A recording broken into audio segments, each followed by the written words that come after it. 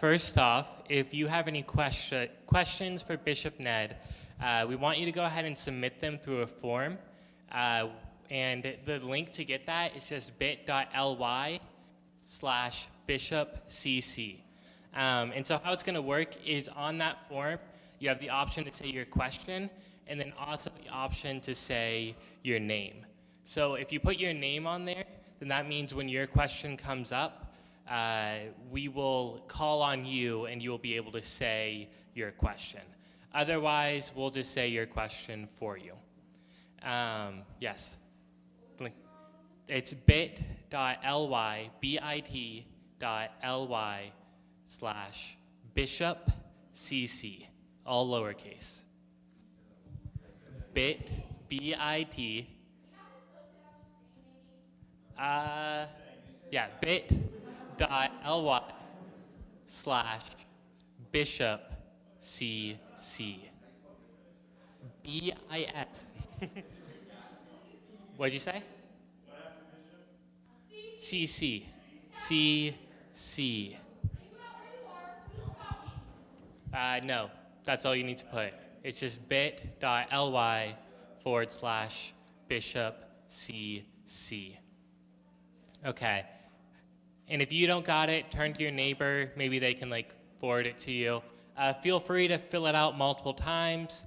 Also, as we're going through the night, if you have a question that kind of pertains to a question that was just asked, feel free to raise your hand, try to get Bishop Ned's attention, and he can just kind of call on you. If you're being courageous, you get a benefit of getting your question asked immediately. With that being said, so the first thing we're going to do, just to kind of welcome Bishop Ned, make him feel uncomfortable, is we are going to have him play a game in virtual reality. So you can now all say you've seen a bishop play VR, which I don't think many people can say that. But so how it's going to work is he's going to have this headset on. You guys are going to be able to see what he sees up there. And also, double benefit of this game is that you get to play against him if you want to. So it can fit up to 8 people, and we'll just kind of let it be, I guess, whoever gets it, gets it. But you have to download an app called Acron, ACRON, like acorn, but with the R moved. And so then a code will show up, and you can play against him. With that being said, I'm going to make it show up quickly, so it's good. Give me a second.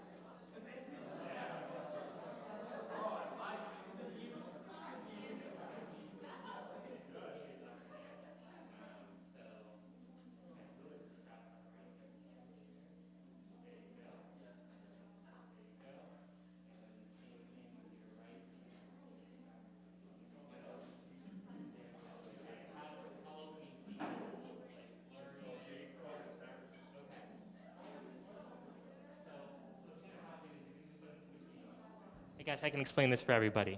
So what it's going to look like is he is essentially a tree, and everybody who's playing against him are squirrels. Very weird concept.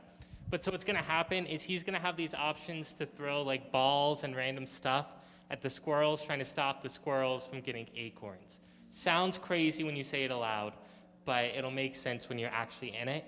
And so for what you do, there's just like these 3 balls that will show up in front of you, and you use the back trigger button, the one that your ring finger's on. Yeah, there we go. And that'll grab it. So for right now, go ahead and do that same kind of posture and hit the play button. Start now? Yeah, hit OK. It says start. Oh, okay, yeah, hit start. Okay. Create game. Yeah, create game.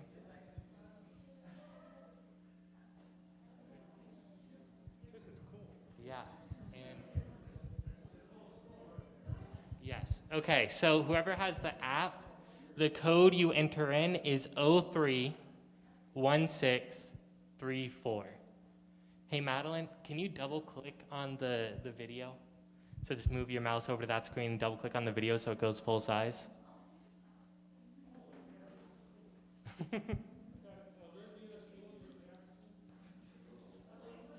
The video itself.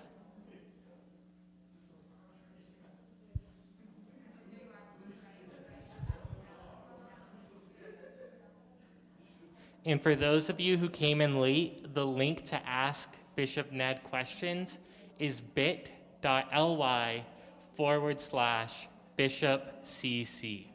If you don't got it, ask one of your neighbors. I'm sure they do have it.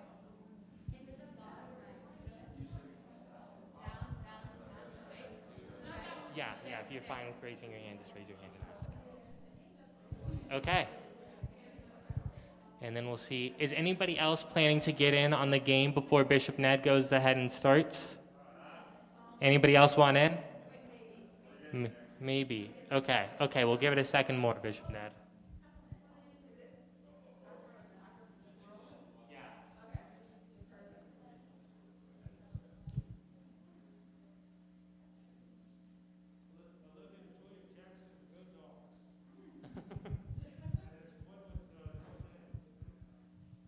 Okay. We'll give you guys about like 30 seconds more to get in, or we'll just go ahead and start. Yeah, so basically 3 different balls will show, right in front of you, and you can just grab them with the little trigger finger and then throw them at people. Throw them at The squirrels, yeah.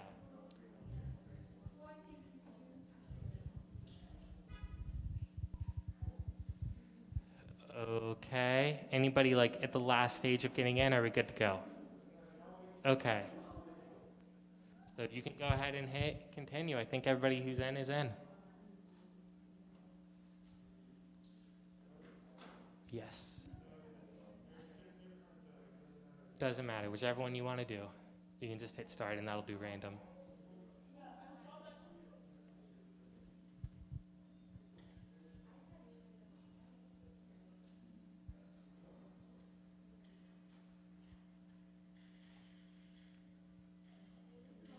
So it'll be a little bit laggy on the screen, but essentially, as you can see, it just throws the ball at whoever's running up on their phone.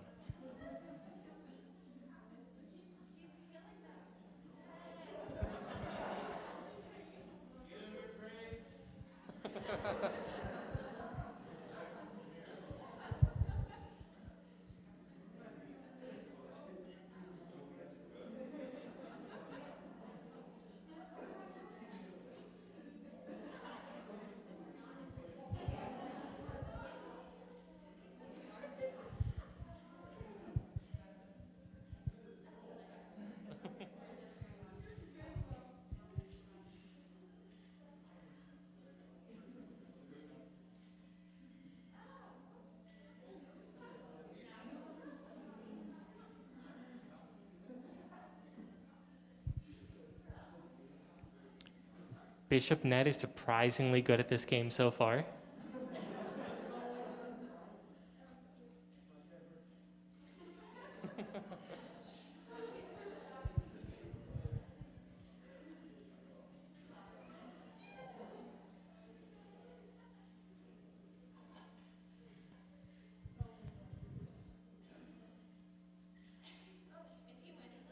It looks like he's winning. I'm not sure. Have you guys gotten any acorns yet? 1? You guys have to get 7 to win. You probably have like, what, a minute left? Yeah. Pip and I played this game against like 3 other people, and we would continuously lose. Bishop Ned is playing against 7 people and winning. So.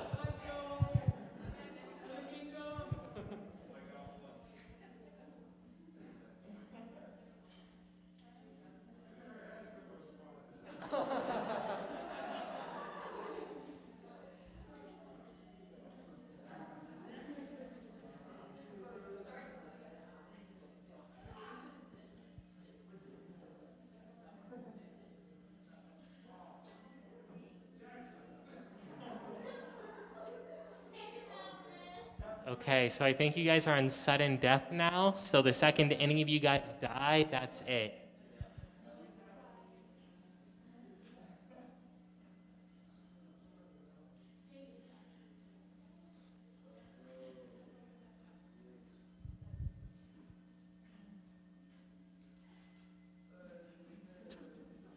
I think Jackson is dead. His name is just showing up.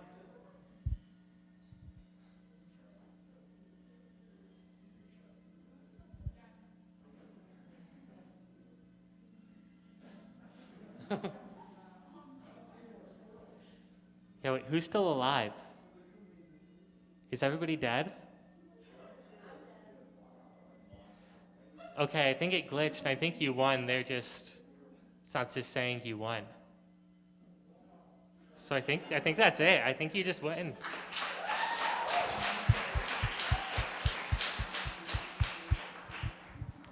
Awesome.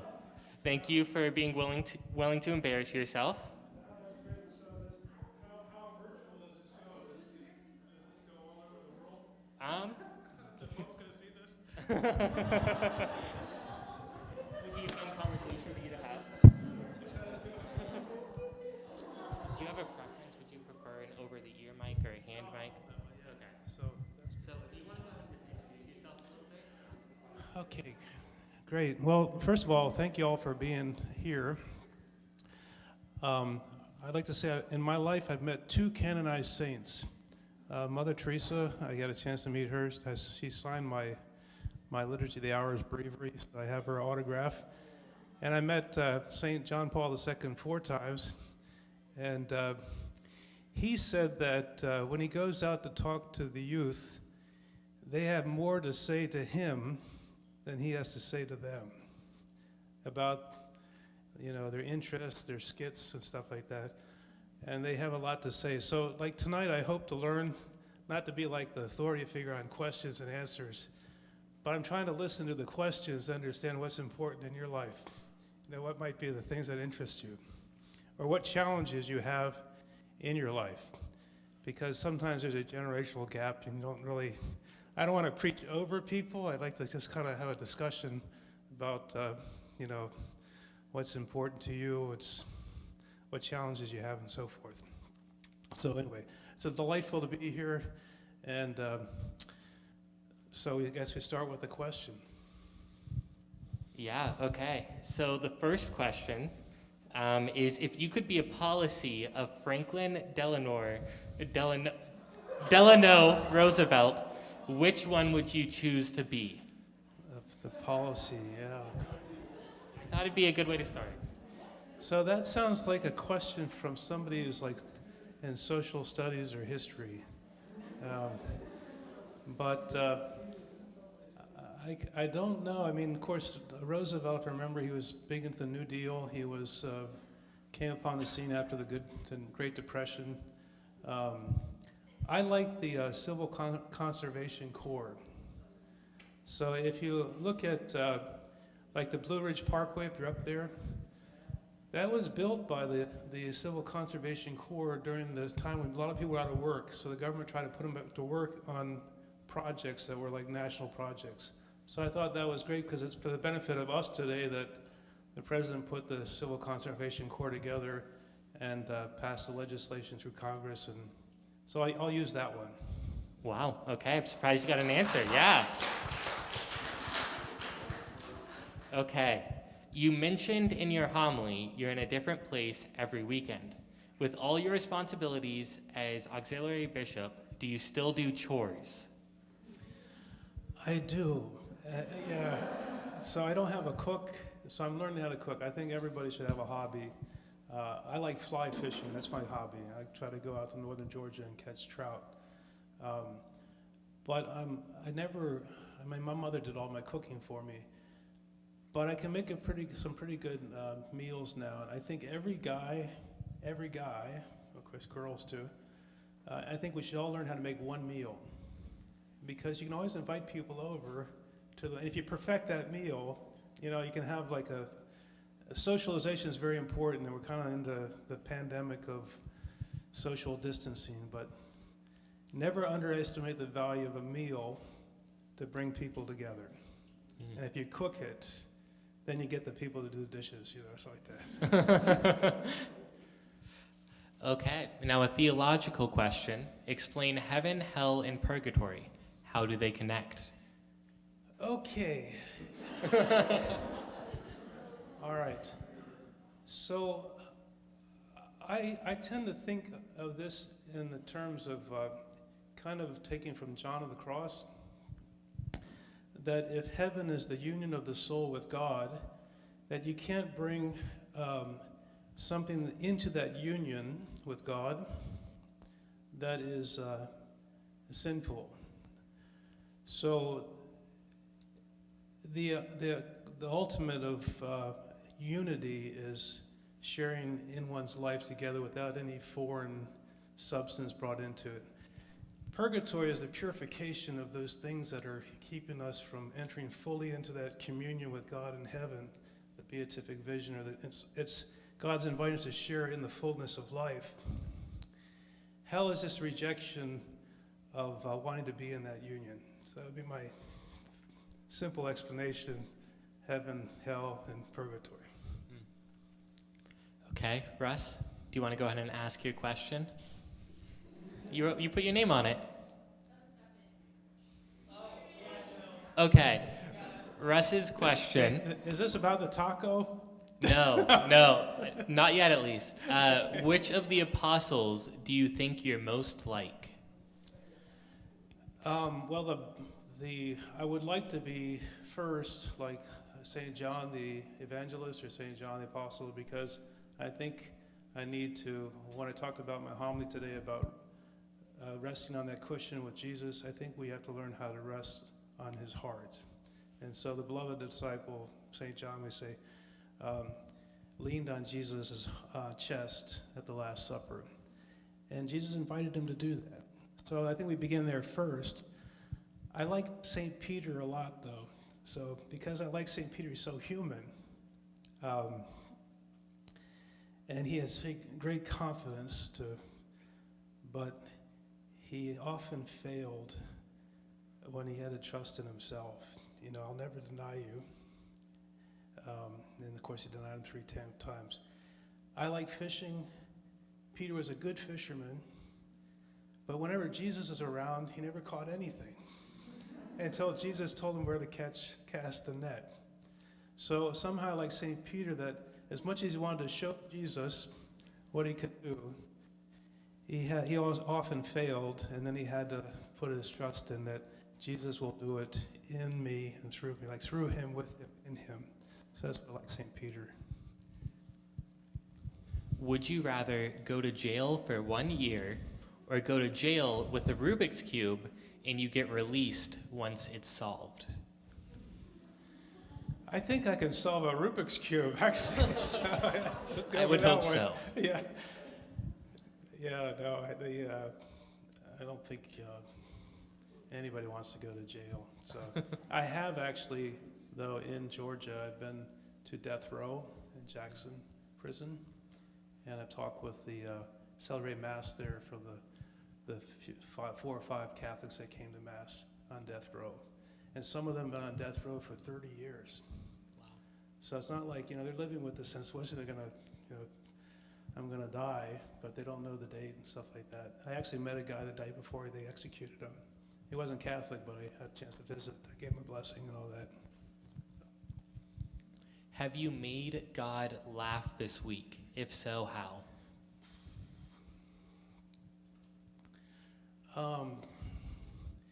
I don't know if I get into the laughing God too much. The loving God for sure. But I like the idea that God, in a sense, is joyful, or there's the in the, I think it's either the book of Proverbs, I think is where it's found that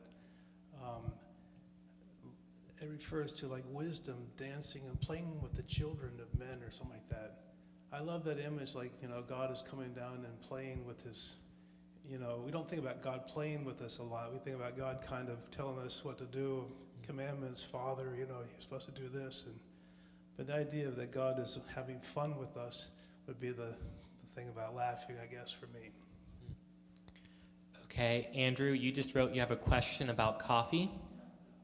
So my question is, you're allowed to drink water like an hour before Mass, right? Right. How do you feel about coffee, but not just any coffee, just black coffee, no cream, no sugar? Okay.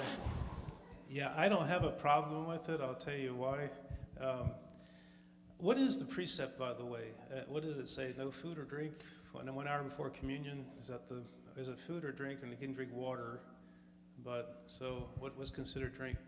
So you can take medications and stuff like that. So if I can participate more fully in the Mass by being more alert, and it takes me a cup of coffee to do that, I don't think that's violating the abstinence of 1 hour prior black coffee. So the purpose of the precept is to distinguish between a meal of a normal, natural meal than, the meal that Jesus is setting for us. So we should actually participate in that fast of an hour prior to receiving Holy Communion, which is very easy because if the Mass lasts for an hour and Holy Communion takes about 45 minutes into Mass, then you're just not going to eat 20 minutes probably prior to Mass. It's not an hour before the beginning of Mass, it's an hour before the reception of Holy Communion. So you can distinguish between, but you shouldn't be bringing your Cheerios, eating Cheerios in Mass or something like that. But no, the idea is to distinguish between I'm preparing to dine, and most of us wouldn't go out and eat another meal before we went to a restaurant. So before we go to Mass, we should say, I'm not going to, this is the main meal of the day. And we should be able to prepare for it. I think the church gives us that hour fast to prepare for that we're actually entering into a banquet,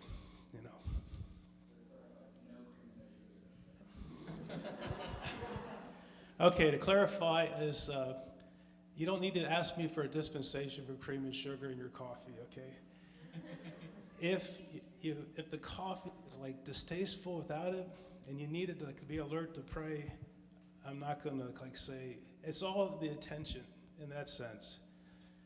So this question is an interesting question, okay, because I taught seminarians for 4 years. I was a spiritual director in a seminary for 4 years up in Philadelphia.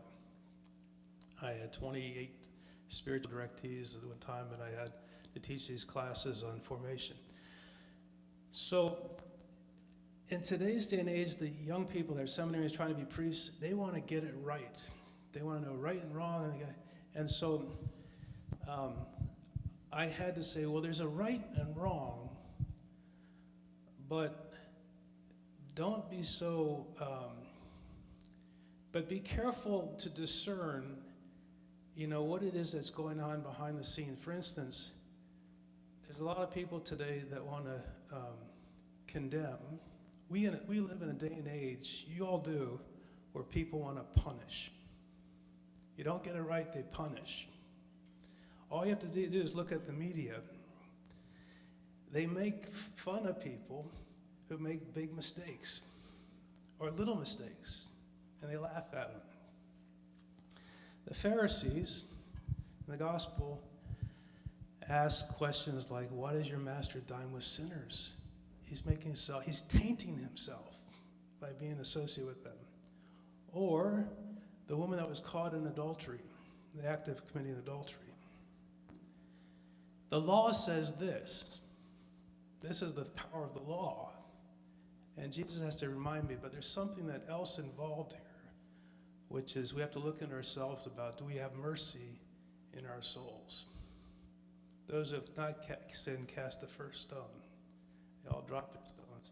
So today, in the day and age, we deal with people that want to defend, or you might say justify themselves in being right. But in doing so, they lose charity for the person they're comparing themselves to. And that's a sin to do that. It can be very sinful to punish somebody or defame their name or something like that. That happens all the time today. So anyway, that's the... Okay, where are you from and what was your hometown like? Okay, I was born in Washington, D.C. and grew up in Northern Virginia. So Alexandria would be the post office. We lived over, within the Beltway around Washington, D.C., we lived over in Annandale, which was there for 9 years. And then we moved over to Mount Vernon, George Washington's home. So I actually lived on George Washington's property.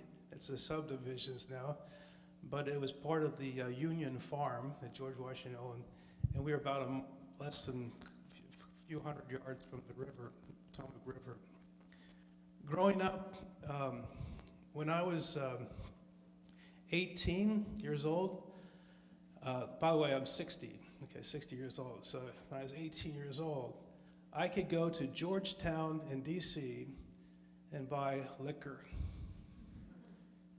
Hard liquor at 18 in Georgia. It wasn't allowed in Virginia because you had to cross over. But 18 was beer and wine. That's changed. And, I could tell you all kinds of stories about what kids did. But it was a different time, too, because my parents were products of the Depression. My dad was a World War II vet. They came out of a different time period where they started out with, a depression in the economy, and then they had a war to fight, and they came out of that, and then you had the baby boomers. So I'm at the end of the baby boomer, generation.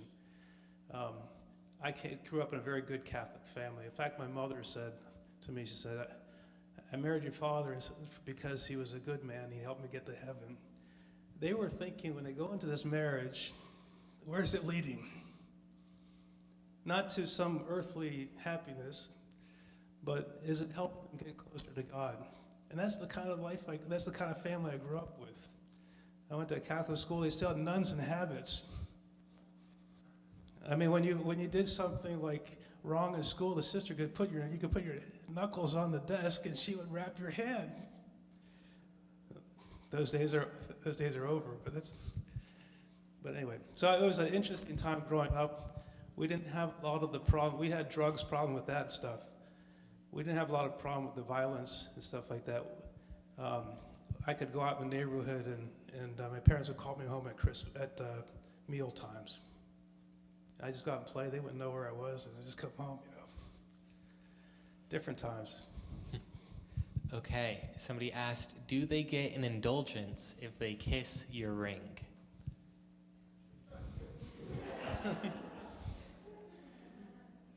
I think it is, actually, to tell you the truth. I think there's a book called the Incaridian of Indulgences, and I don't know, you have to look it up.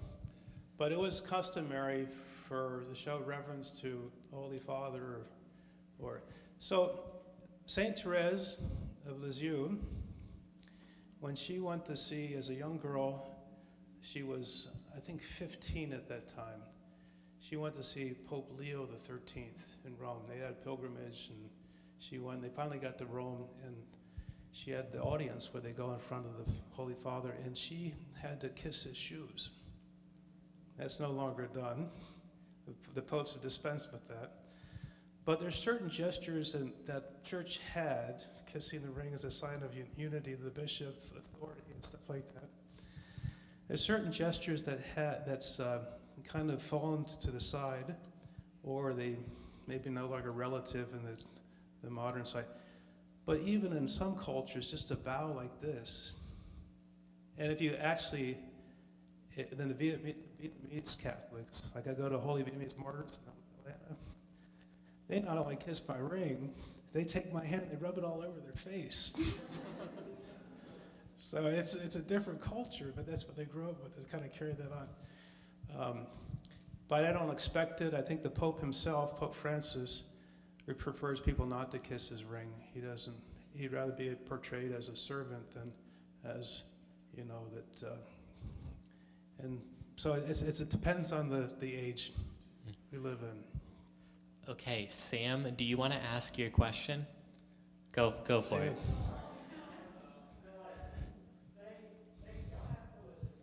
Yeah.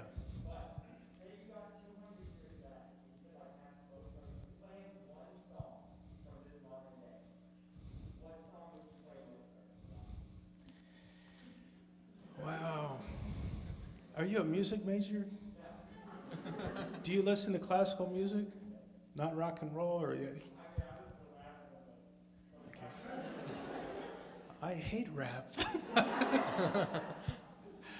No. I don't know. I mean, I would just say I don't know enough about classical music to be able to say, what's Mozart or not. I can say I know about classical composers who have made it into the liturgy, like Beethoven and Bach. So I guess if you ask me a classical composer, I like Jesus Joy of Man's Desire, and I think that's a great hymn. That's Johann Sebastian Bach. Beethoven Ode to Joy. We used to sing that Easter song. Anyway, Mozart, I don't know. Oh, if I could play him. Oh, you mean play him?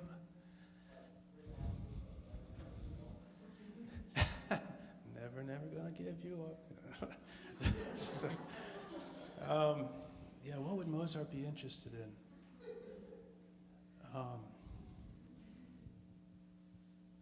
That's a great question. What would you do? I don't know.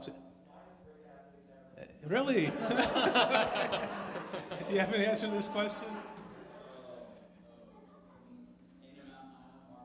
Ain't no mountain high enough.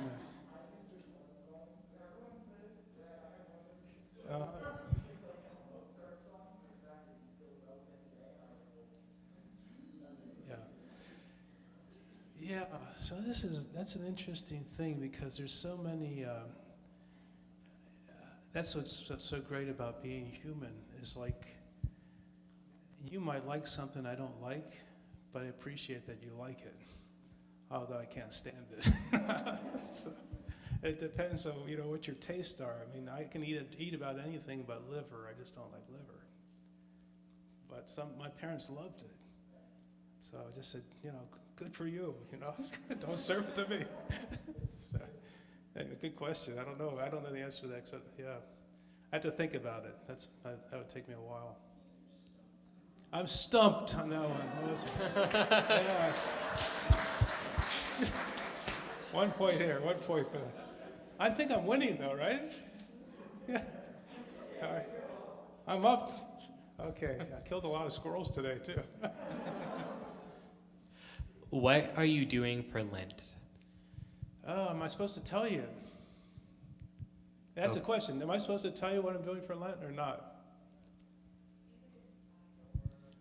I can inspire you. Yeah. Okay. I can tell you one thing that's not.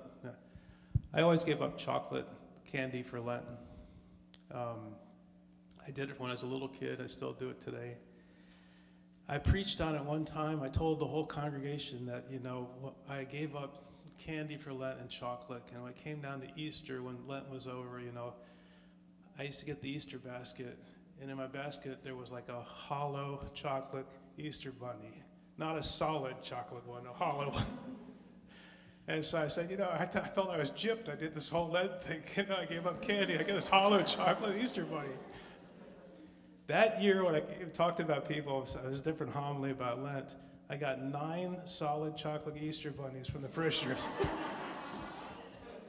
I had to put them in the freezer. I was giving them away. So, anyway, no, I think I'm trying to, there's certain things I know that I need to do better. Television is one thing.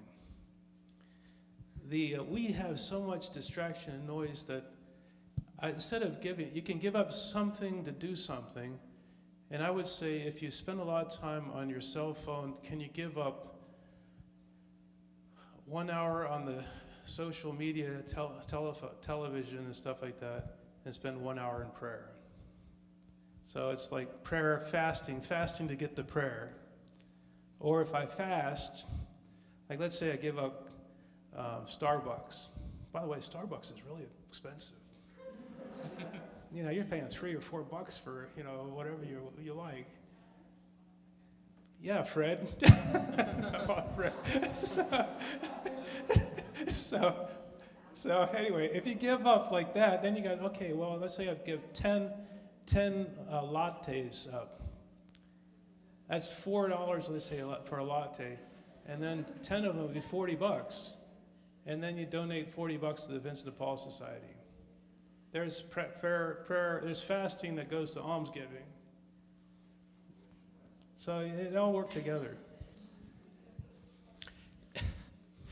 Is it a sin to drop a half gallon of sealed, spoiled chocolate milk into the trash chute of a freshman dorm from the 9th floor?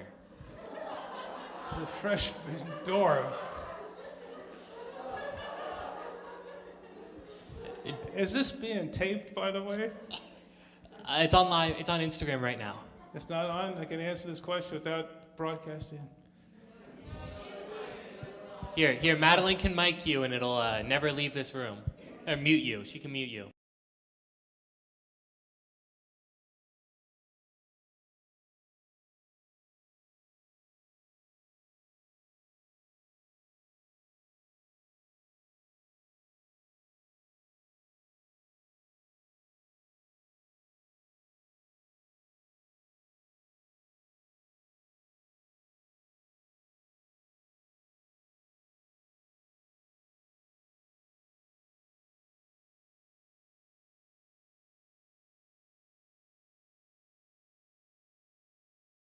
Get that, and then so dropping the chocolate milk, say, hey, that looks like we can get that, have fun, but it shows a lack of charity towards the person, maybe.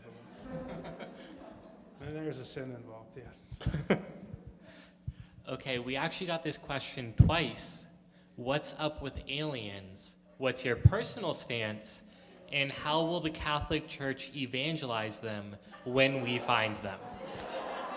When we find them, okay. Oh, that's a great question.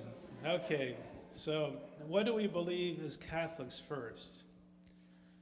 We believe that from Revelation, God's divine revelation, that the pinnacle of God's creation was He created man in His image and likeness, male and female, He created them. So God created everything up to that point, and then He rested. So we see that we are the pinnacle of what God created, and of course then Jesus becomes man. Jesus didn't become a Martian. So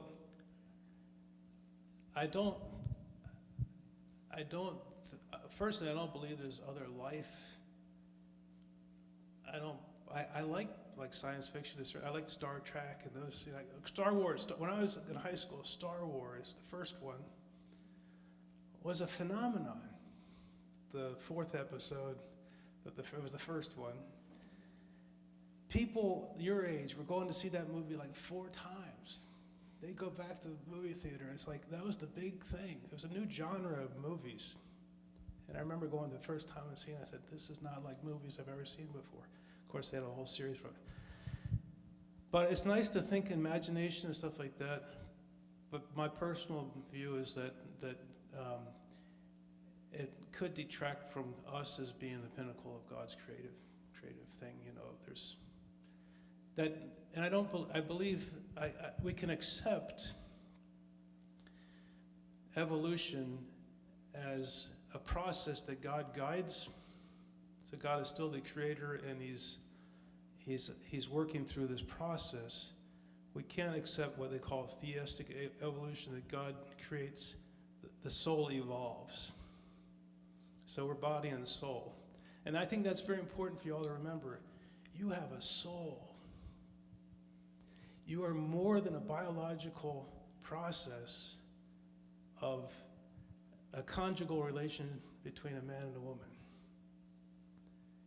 God's involved in that process. You are unique like nobody else.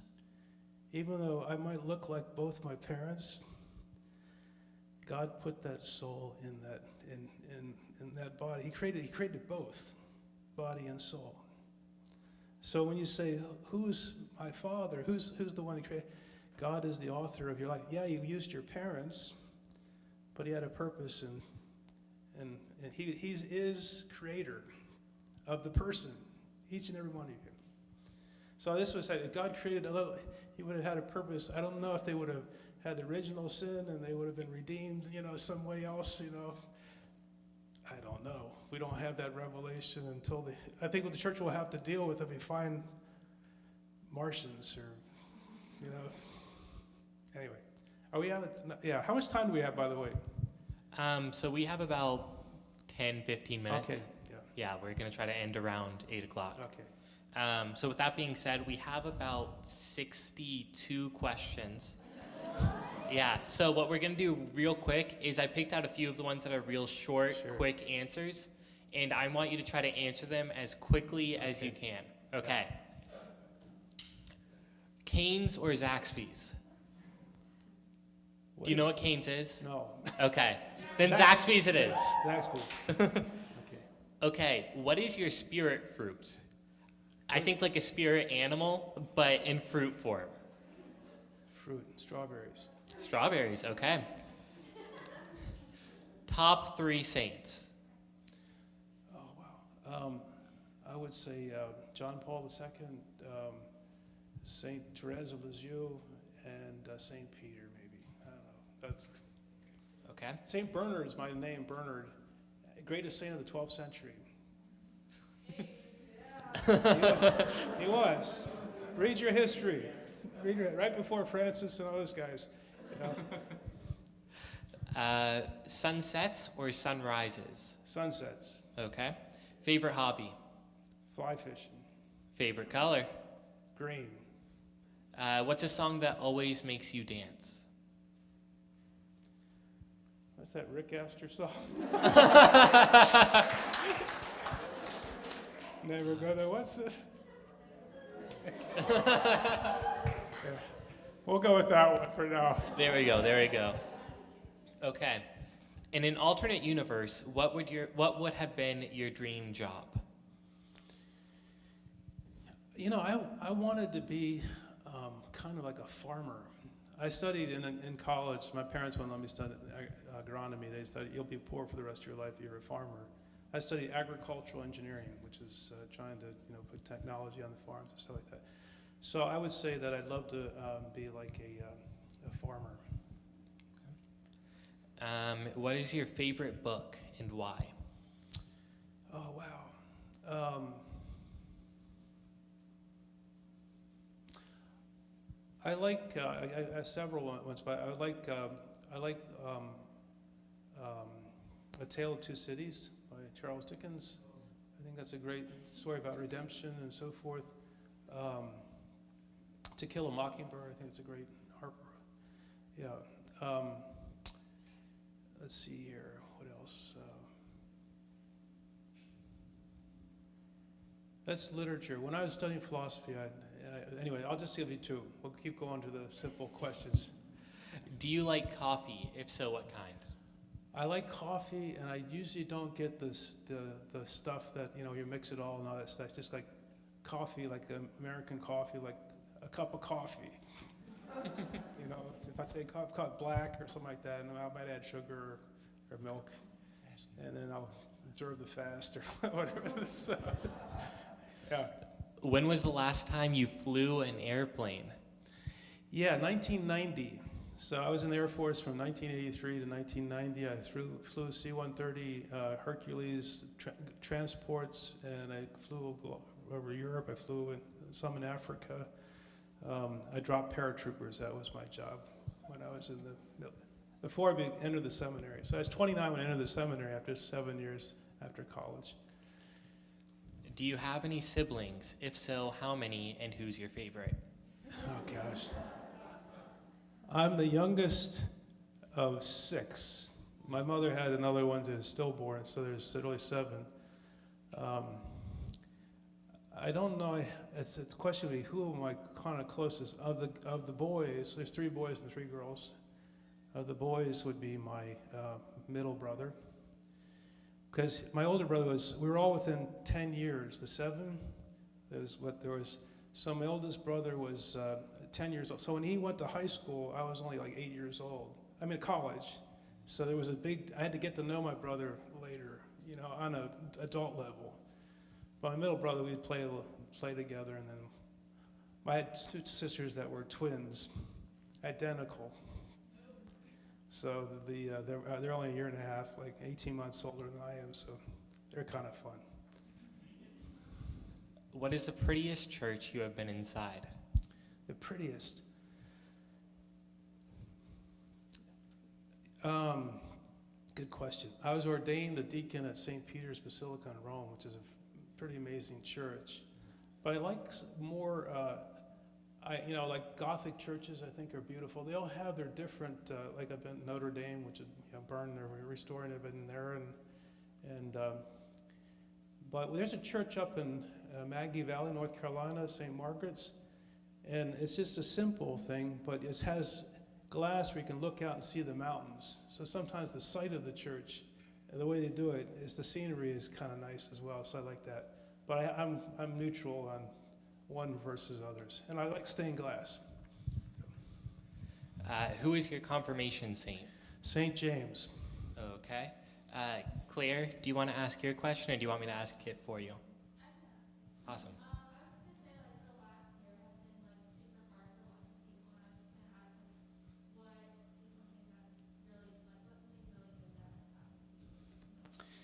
In the last year, yeah, it has been a very difficult year for everybody. I mean,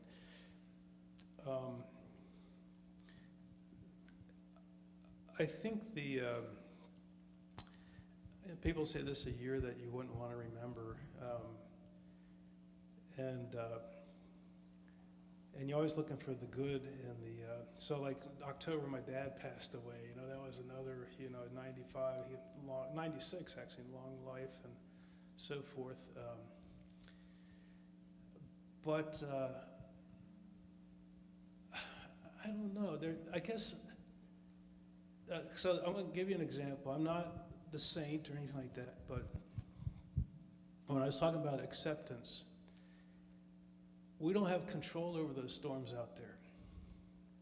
I don't have control of what the media is going to do, how they're going to report it. I don't have control over certain things. And so if I had control, I'd just eliminate suffering and hard times out of my life. It's the easy thing. We don't want to, we want to be happy, right? So I think the greatest grace I would say I've received is to learn how to accept and say, well, is Jesus enough for me? That's the question I ask. Is he enough for me? Or do I have to have things around me to be perfect for me to be happy? It's like that boat, surely it'd be good to have calm seas and no storms, but they got the storm, and is Jesus in the boat, and are they focused on? So every time I'm challenged to focus on the Lord, then I get calm. Every time I focus on, I wish this pandemic would go away. It's bright signs, but it's sure taking a long time. And so I just feel like maybe the Lord is giving me a good gift of being more patient or more, maybe my prayer life is improving. But it's tough. It's been a very difficult time for the church. And the pastors out there, many of them are like providing masses, but they have a hard time feel like fathers because they can't have like coffee and donuts with their parishioners. The ones that are elderly, they don't have a chance to really get close to them. So it's like being a father, a spiritual father, and your children at a distance. Now at home, you go home as a family, but the parish is like a family. I think that's really affected some of our priests. Okay. Do Neanderthals have eternal souls? Are they human? Yeah. So the question, this is an interesting thing. People have different theories. My father, for instance, he used to think that he believed Adam and Eve, 6,000 years later, Christ, 4,000 years, but BC was like Abraham, whatever the timeline. And he said God just planted these bones for us to wonder about, these Neanderthals and stuff like that. So that's my dad said God created this, maybe he just left these things for us to wonder about things. But he was very much more of a literal interpretation of Genesis. I would say yes, if they're human, they had souls and they're related to our first parents. If you have holy water in a plastic bottle, how do you properly dispose of it and respectfully dispose of it when you use it up? Well, if you use it up, there's no more holy water, right?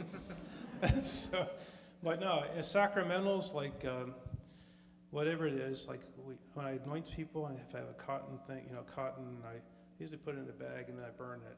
So the Easter fire, like when they have the Easter fire, the Holy Saturday, Easter, the Vigil for Easter, I put all these things and I burn them in it.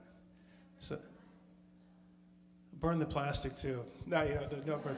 You can take the stuff out of the plastic and then it can dispose the plastic. I'm not concerned about whether it's just a little bit on the plastic. The intention is to do reverently something that's set aside for sacred purposes. So if something is consecrated, for instance, like a church, if there was a sacrilege created in a church, you may have to reconsecrate it. For instance, like in the Old Testament, in the book of Maccabees, when they had the abomination on the altar from the Greeks, they took all the stones down. They didn't know what to do with the stones until prophet came. They wanted to see what the prophet would do with it. So they took them outside the city and they built a new altar, waiting for a prophet to come and say, what do we do with this? So reverently, the intention is to dispose of sacred things in a manner that's respectful for, because they were dedicated to God or point to God. But I'm not worried about the little grease that might be on the plastic bag, because that wasn't dedicated to God. So I don't think we have to have like every single drop taken care of. That makes sense. So. Okay. It's currently 8 o'clock, so if this is fine with you, what we'll do is I'm going to go ahead and do announcements, and then you can do a closing prayer for us. Sure. And then if you're fine with it, there's still a lot of questions. If you want to stay 15 minutes longer, maybe anybody who wants to leave at 8 can leave at 8, and anybody who wants to stay for a few more questions can stay. Sure, yeah. And but for those who are not going to stay, after, thank you for your questions. Thank you for being here.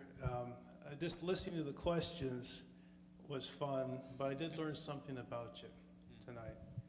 And that's, what's inspired me is that you are here tonight searching. And you're here searching for what's really meaningful in life. And you're asking these questions not to a bishop. You're asking these questions deeply inside in God. What is the meaning of my life? What's important? And things like that. Great questions. So thank you very much. Go ahead. Yeah, I can make that. Okay. So just quickly announcements. Tomorrow there's Stations of the Cross at 6 p.m. On Tuesday there is Men's and Women's Ministry at 8 p.m. On Wednesday, Ignite. Thursday, Arch, typical times. Saturday, March 6th, there's a CC service day from 8:30 a.m. to 4 p.m. The link to sign up is in the Instagram bio. Just a reminder that we have a prayer basket in the back of the chapel. Feel free to put your prayers in there and we'll make sure to be praying for you. And lastly, when you do leave, please make sure to wipe down your pews. With all that being said, do you want to go ahead and close us in prayer? Let us all stand and we'll say together the prayer that Jesus taught us. Remember that we all have the same Father. In the name of the Father, and of the Son, and of the Holy Spirit. Amen. Our Father, who art in heaven, hallowed be thy name. Thy kingdom come, thy will be done, on earth as it is in heaven. Give us this day our daily bread, and forgive us our trespasses, as we forgive those who trespass against us. And lead us not into temptation, but deliver us from evil. Amen. And may Almighty God bless each and every one of you and protect you from all harm and keep you safe, the Father and the Son and the Holy Spirit. Great. Thank you. Okay, so if you guys want to leave, feel free to leave. If you want to stay, like I said, we'll do a little bit less than 15 minutes of questions. We'll cut it off hard at 8:15 so that Bishop Ned can drive home and everybody can enjoy the rest of their night. With that being said, I think the way we're going to do this for the rest of the questions for the next 15 minutes or so is going to be, if you have a question that you wrote down here and you want it asked, go ahead and raise your hand and he can just kind of call on you. If you guys don't want to do that, if nobody raises your hand, I'll just continue to go through questions here. So it looks like Maddie has a question.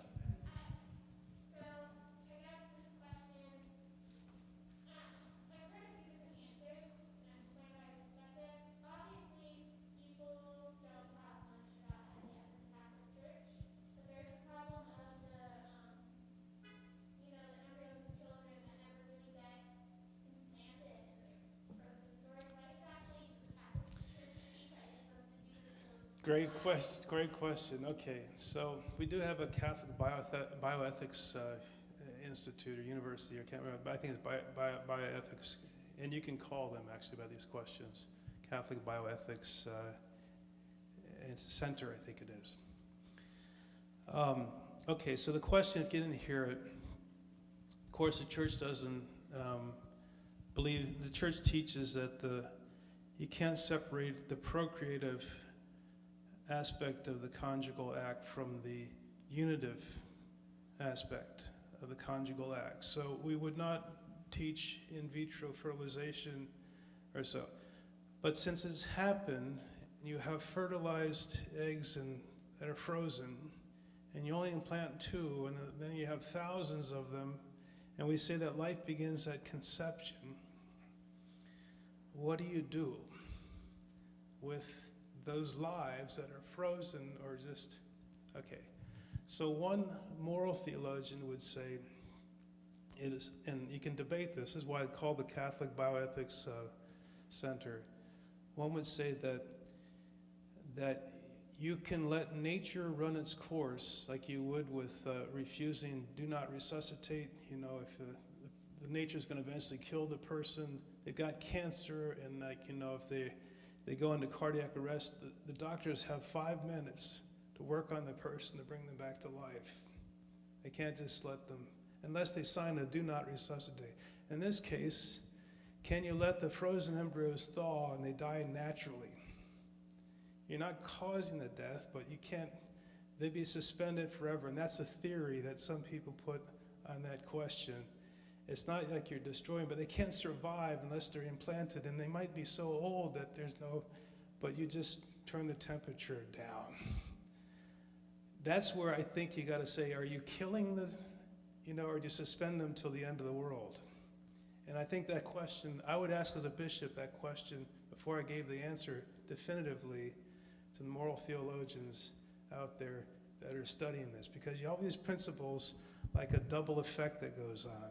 In moral theology, if you study moral theology, you have to get into, there's a goodness of it and there's a bad effect. There's a good effect and bad effect, but one doesn't cause the other one, and you've got to get into the principles involved.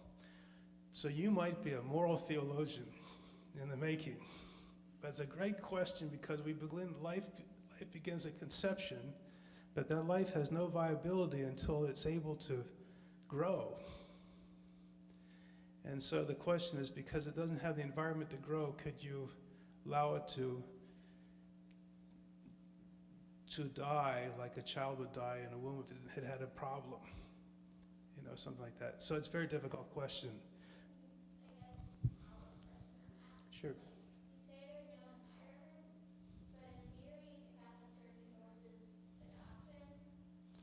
So you would have to find a surrogate parent to do that.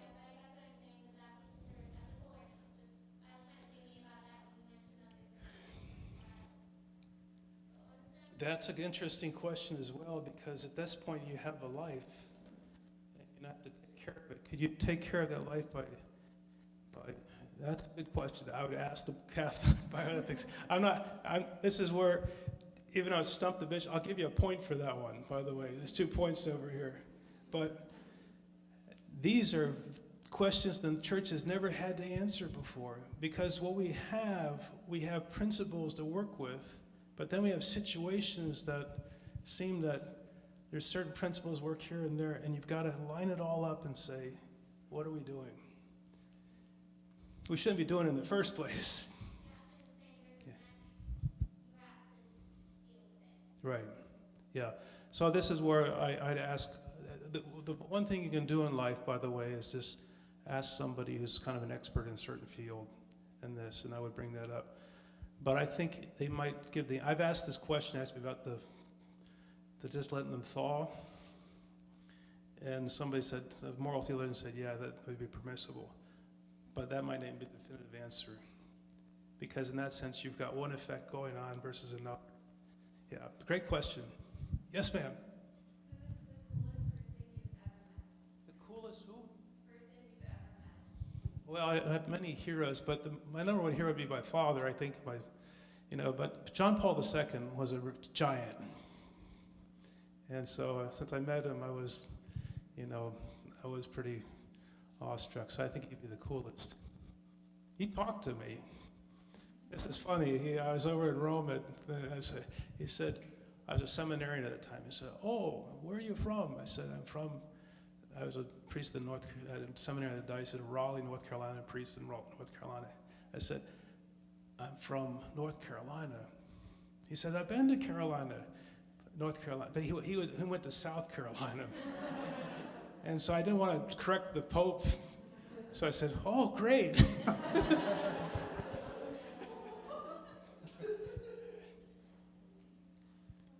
Okay. When did you know you were called to the priesthood? I didn't know. I was really afraid about being a priest. I thought, like most people, I felt like, I'd be happy having a wife, family, and all that. I had to wrestle with the question, who am I living my life for? And is this my dream or God's dream? So somehow I had to get through that. I mean, I dated and stuff like that, and I probably came close at times to thinking that maybe this is the one. I'd never met that one that was going to get me to heaven, though. So that's what I was looking for, somebody to share my faith, and so, but God works in mysterious ways, and because it wasn't that I was going to give up, but just somehow later on the call came to, perhaps I'm telling God not what I shouldn't be called to do, but I got to the point where I had to say, well, Lord, if this is what you want, help me to say yes. But it was very scary for me when I was discerning it wasn't easy. It took time. Okay. Yes, ma'am.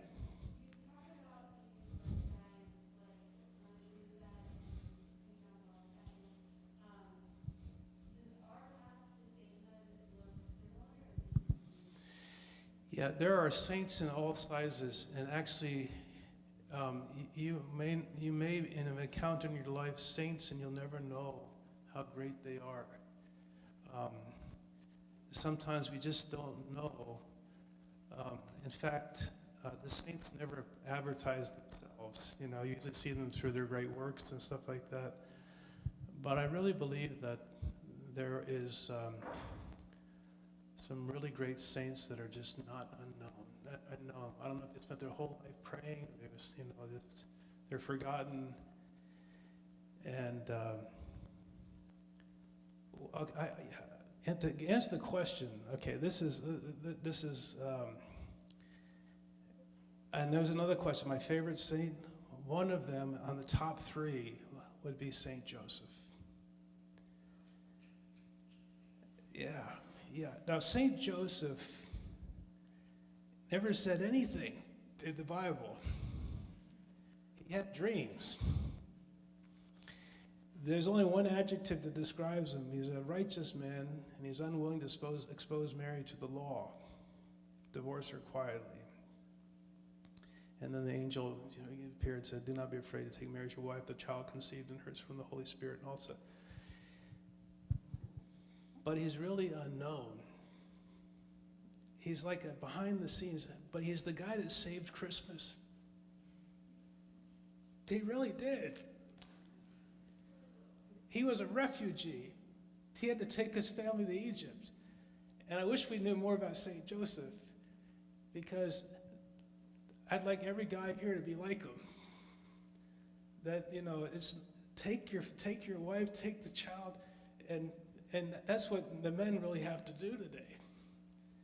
They've got to be protectors, but St. Joseph's a great guy. I like him very much. And I'd like to be like him. But anyway, that's a good question. Yes, sir. Okay. So can you sin in your dreams? I would say no. As long as you're dreaming, no. Because you have to have knowledge and consent. And in a dream, you don't really give consent. You don't have full knowledge. You're not consenting to something you full. So, if you can try to control it, like you kill somebody in your dream. You know what I would dream about? I would dream about dropping that bag of whatever it was on that freshman in the. That's what I would dream about. And there's no sin involved if you dream about it.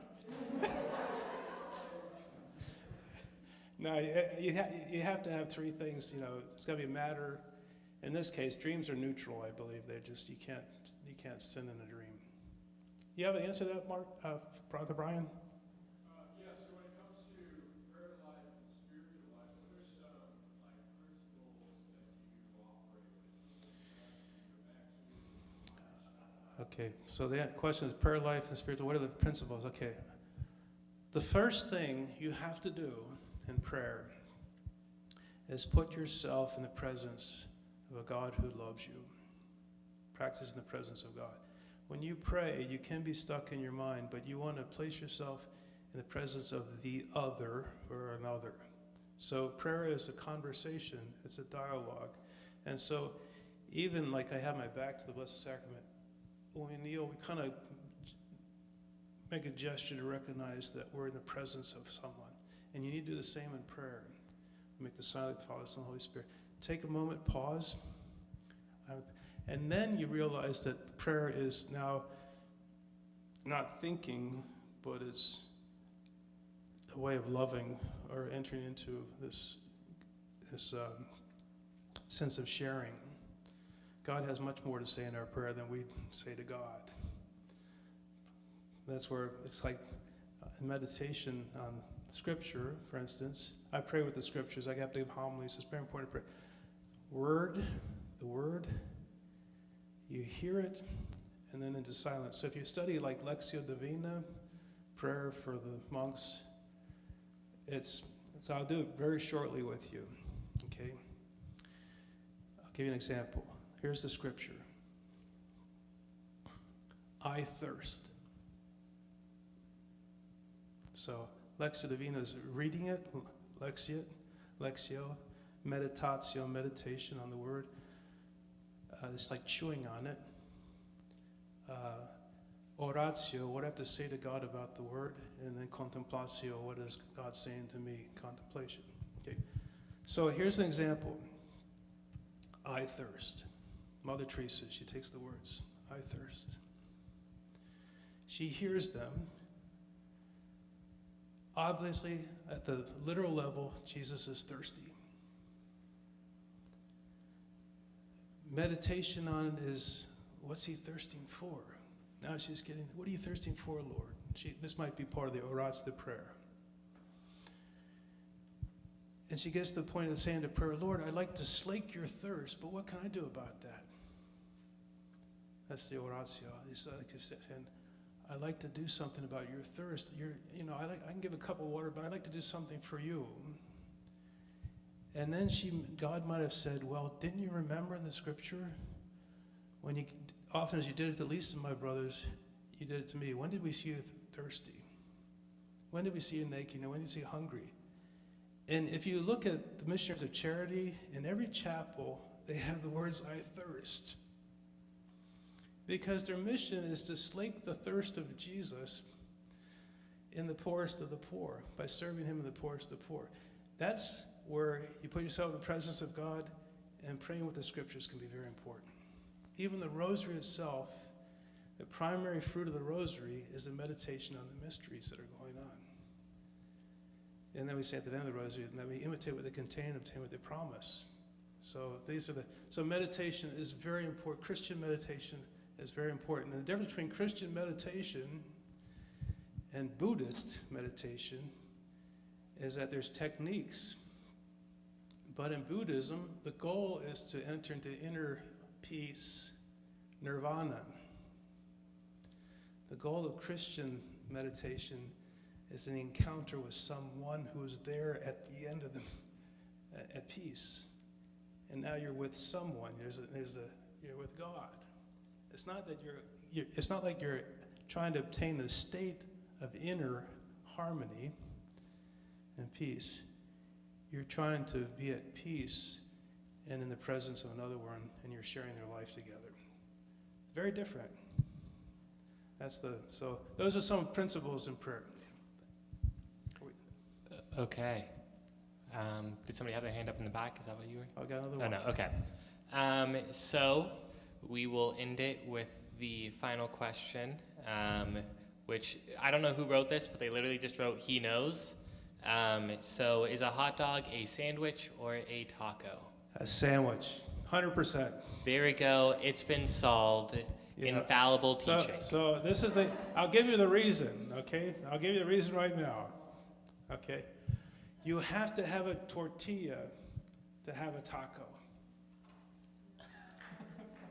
All right, a taco, I was a pastor of an all-Mexican Guatemalan parish. A taco is anything in a tortilla. It could be a hot dog in a tortilla. But if you're thinking about a hot dog in a bun, sandwich.